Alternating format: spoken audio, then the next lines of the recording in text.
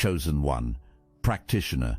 Your family paid told them you're too powerful, a seraphim in human form, and this is a truth you must watch unfold as your enemies face their own terror. Someone who ate at your table and knew your name actually hired a worker of darkness to dismantle your life, only to be met with the shocking revelation that you are a burning being whose frequency dissolves every funded scheme and coordinated attack on contact. Your existence as a seraphim means you do not merely weather the flames, you are the fire itself, and your light has officially turned their weapons into ash. Go back to the season when everything felt impossible.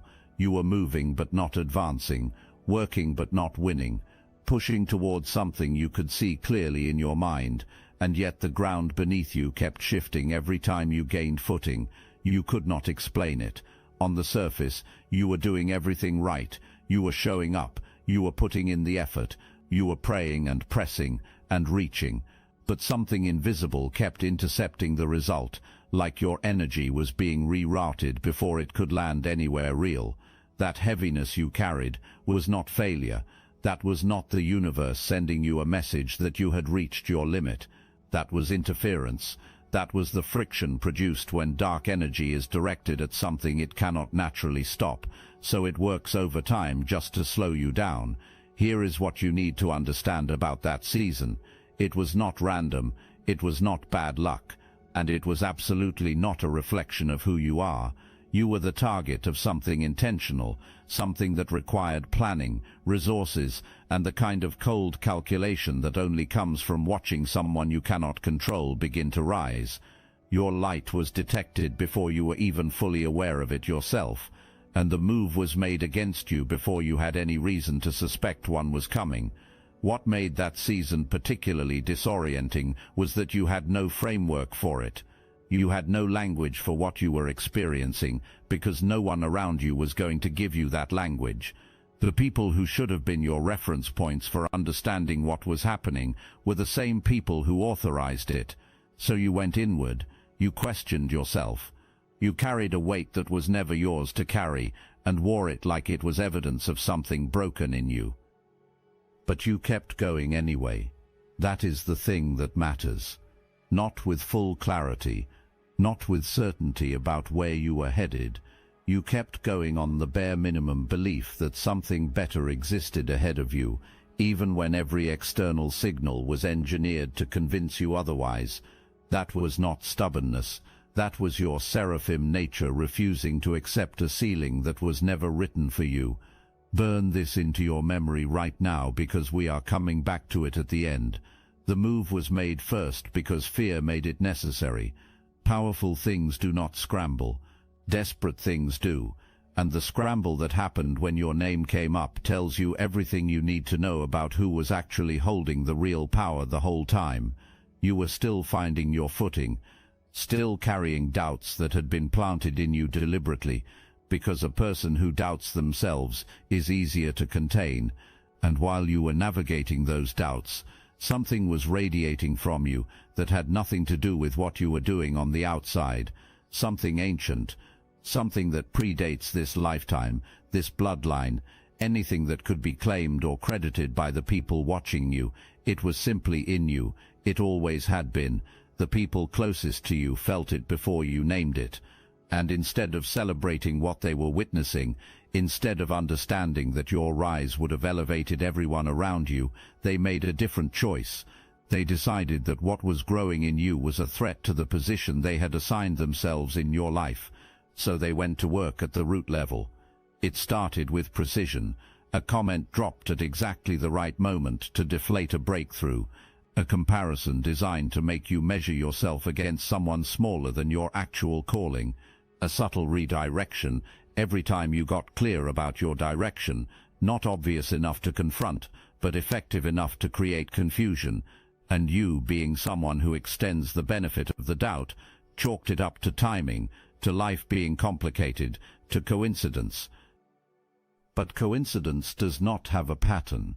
When the same type of blockage keeps appearing in the same type of configuration, that is not the universe being indifferent. That is a signature.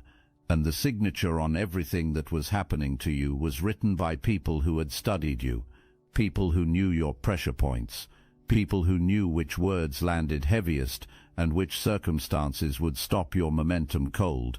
What those people did not account for was the force already living inside you. Something in you does not negotiate with pressure the way ordinary things do. It compresses under force and then releases with greater velocity than before. Every time pressure was applied to you, you were gathering energy for the next ascent. Every attempt to contain you was structurally fueling you.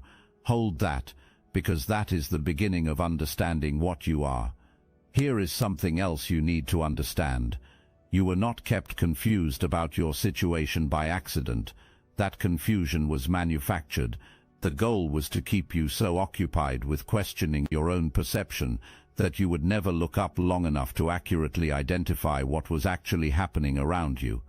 You were being held in a loop of self-examination precisely because a person who is always questioning themselves never turns that same scrutiny outward.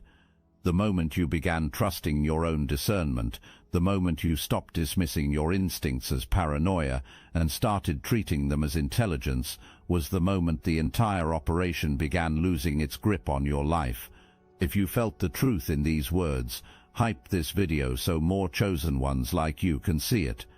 When the quiet sabotage was not producing the outcome that was wanted, a different level of operation was engaged. Resources were pooled. Someone was brought in, a practitioner, someone with skills in working the dark side of spiritual force, someone who gets paid to produce damage that cannot be traced back to the people who commissioned it. This was not a whispered ill wish. This was a financial transaction, a coordinated, funded, deliberate operation designed to take you down on every level, mentally, spiritually, financially, and in your fundamental sense of self.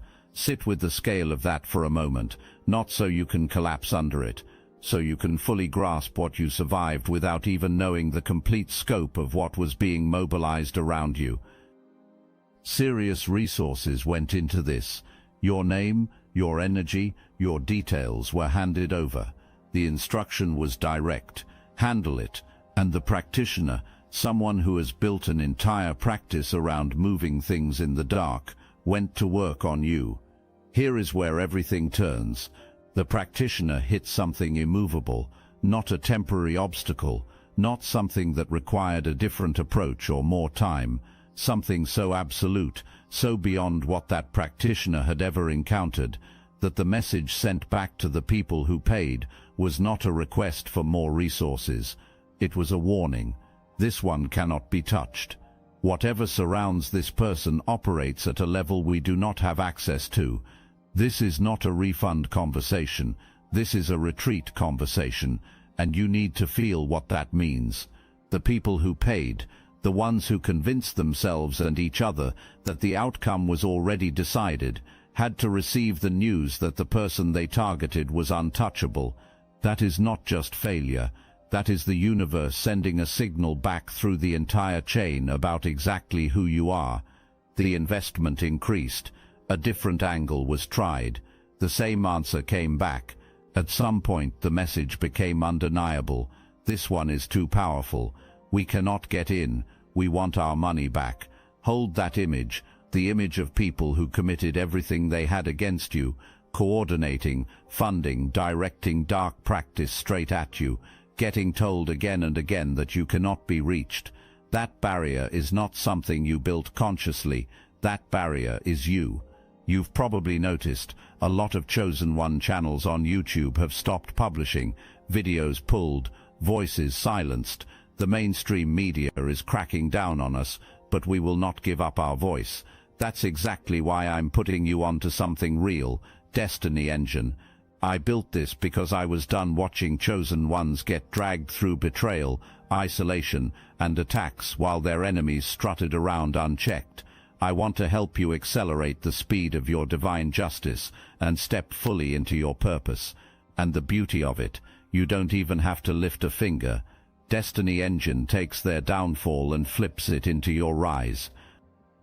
This isn't another meditation app. It's declassified consciousness technology. The same mind programming tools your enemies once used to install fear, competition and scarcity, re-engineered to restore your sovereignty and align you with the cooperative, upgraded operating framework.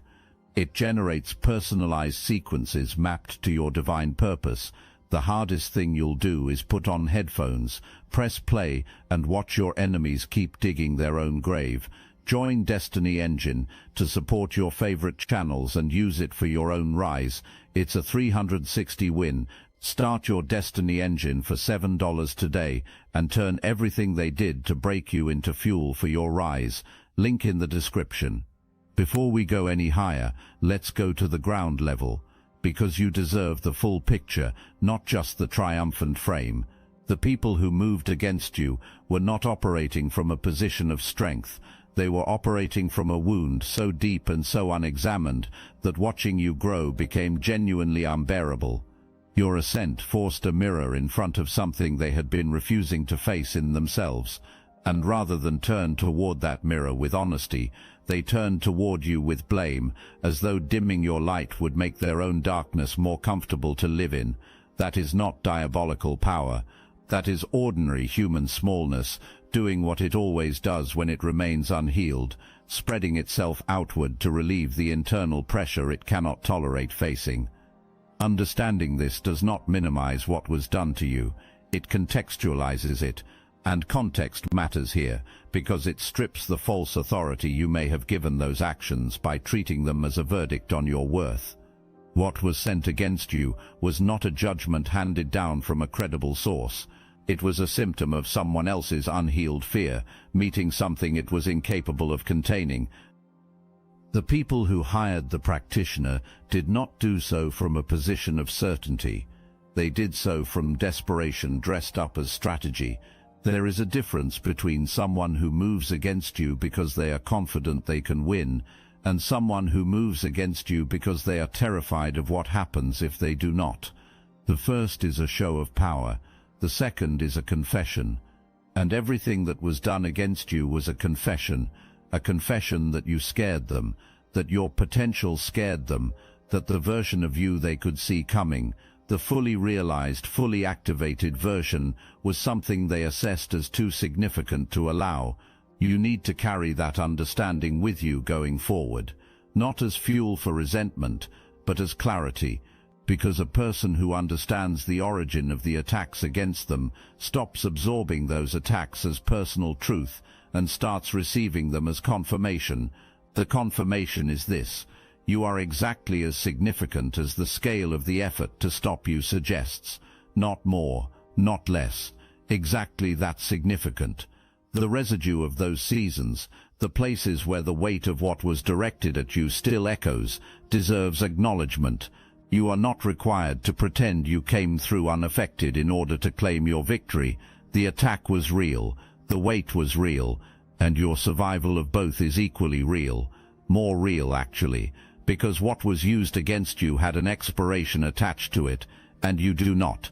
The word seraphim, in its ancient root, means burning ones, not beings who fight, not beings who strategize against opposition, beings who burn, beings whose defining characteristic is the intensity of what radiates from them, so close to the source of all creation that what is false, what is corrupt, what operates in shadow, cannot remain in their presence, not through combat, through proximity, through the nature of what they emit.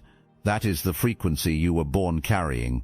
It is encoded in you at a level that precedes conscious choice, spiritual practice, or anything taught to you in this lifetime. It is structural, it is what you are made of, and it is why everything sent at you dissolved before it could find an attachment point. When the practitioner brought your energy into their practice and attempted to apply dark work to it, picture what actually happened. The dark work made contact with something operating at a frequency that is fundamentally incompatible with darkness. It did not find a host. It did not find a surface it could grip. It encountered something like trying to extinguish a furnace with more fire and came back with nothing but evidence of its own failure. This is why every blockage eventually broke. This is why every season you were supposed to remain trapped in, you walked out of. Not always quickly, not always without cost, but you walked out every single time.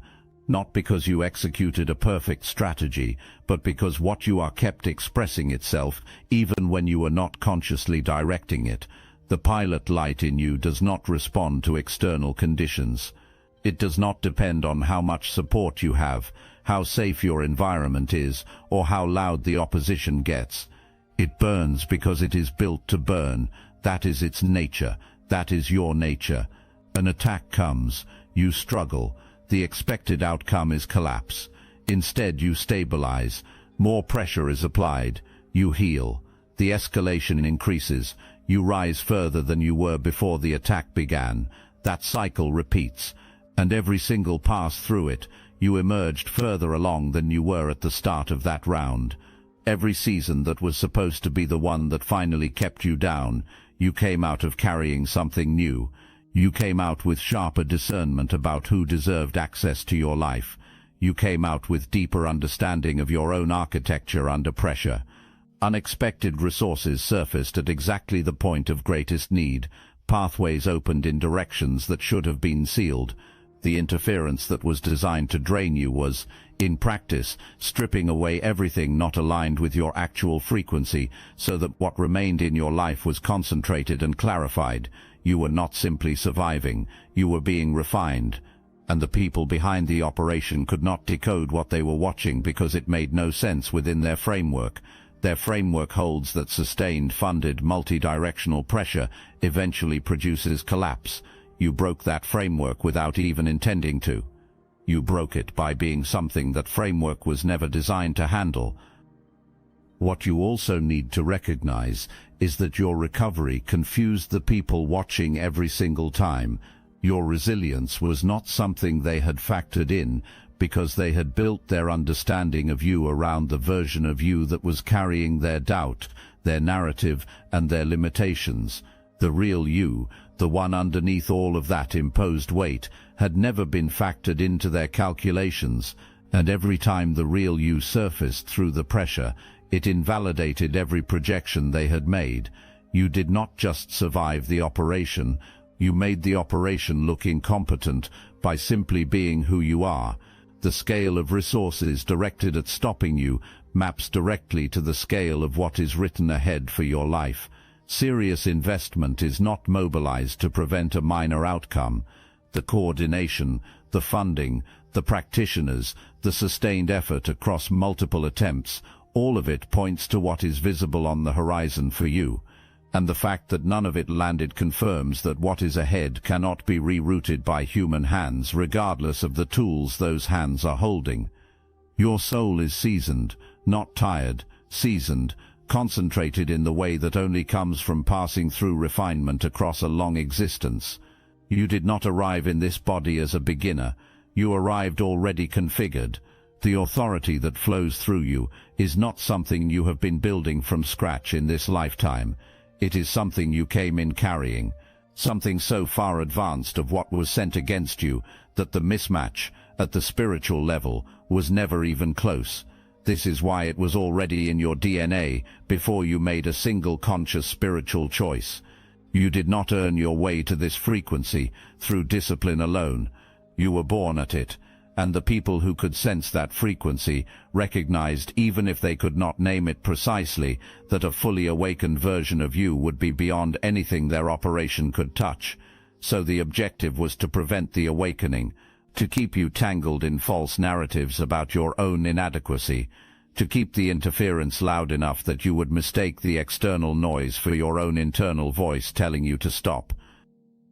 But waking up is an internal event, and when a soul as old and as encoded as yours begins to remember what it actually carries, the remembering does not come with the uncertainty of someone discovering something new. It comes with the authority of someone reclaiming something that was always theirs. That authority does not request permission. It does not negotiate with the people who preferred the sleeping version of you. It simply stands up fully, and everything around it reorganizes accordingly. What you are moving into right now is that full standing, the complete, unhesitating occupation of the frequency you were born at, and every part of your life, the people in it, the opportunities available to it, the resources flowing toward it, is already reorganizing around that truth.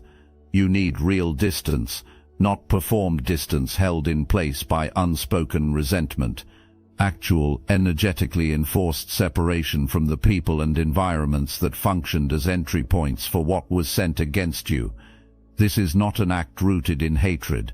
This is the most fundamental act of self-respect that a powerful being can perform, recognizing that access to your field is a privilege, not a right anyone is automatically owed, and withdrawing that privilege permanently from anyone who used it as a weapon.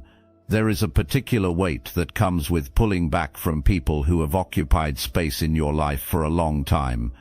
History can feel like obligation, but duration is not devotion.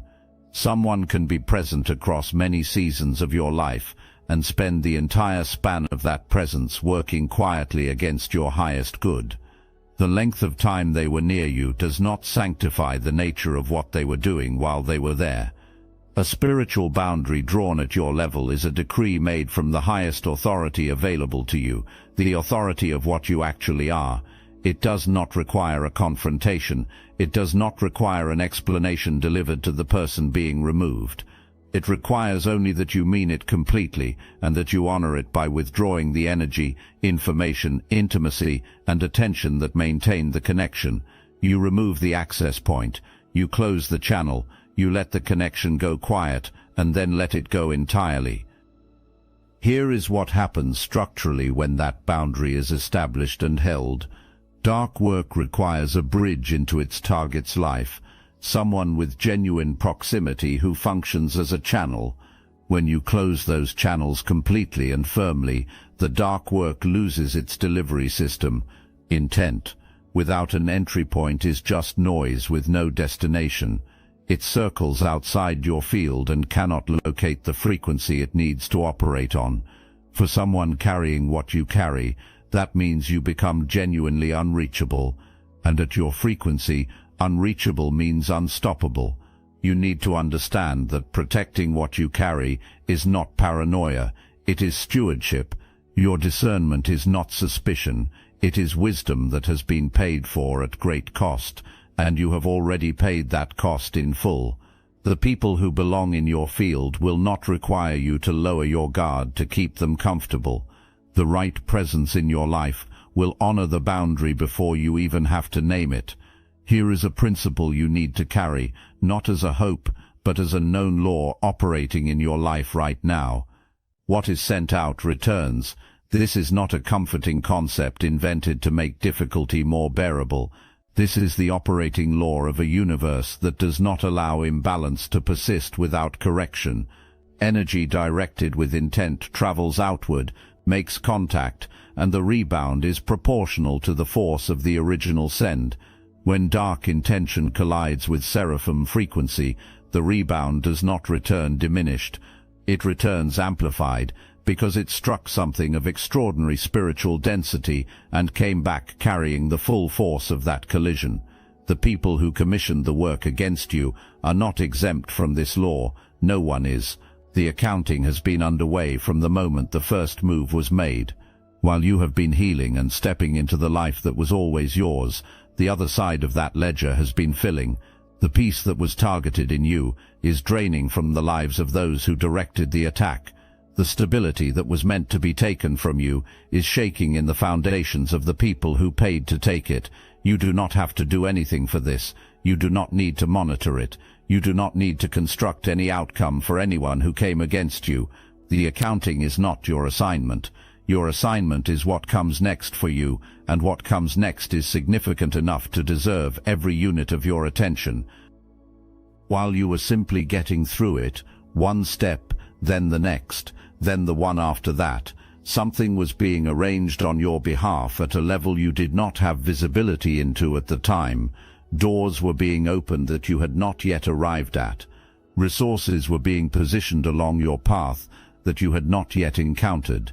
The people who are meant to walk with you, the ones who carry what you need and genuinely need what you carry, were already being moved into position. This is what divine backing looks like in actual practice. It does not announce itself ahead of time. It works forward of you. It clears the terrain before you arrive at it.